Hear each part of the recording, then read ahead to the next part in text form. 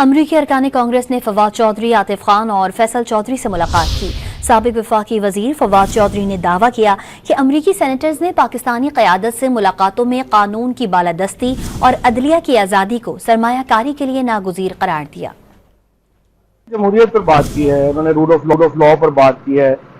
जो अम्बेसी में टॉम स्वेजी ने तकरीर की थी, उन्होंने यही बात कही थी कि जब तक मुल्क में रूल ऑफ लॉ ना हो, जुडिशरी इंडिपेंडेंट ना हो, एक मुंतखब हुकूमत ना हो, उस मुल्क में इन्वेस्टमेंट्स नहीं आ सकते। ये जो लोग हैं ये पाकिस्तान कॉकस के लीडर्स हैं और जाहिर है कि पाकिस्तान के अंदर जो मामलात हैं उनमें इनकी हमदर्दियां हैं पाकिस्तान के साथ। और उन्होंने यही बात कही है कि जब तक आप ये चीज़ें ठीक नहीं करते, पाकिस्तान के अंदर इन्वेस्टमेंट आना बहुत मुश्किल है।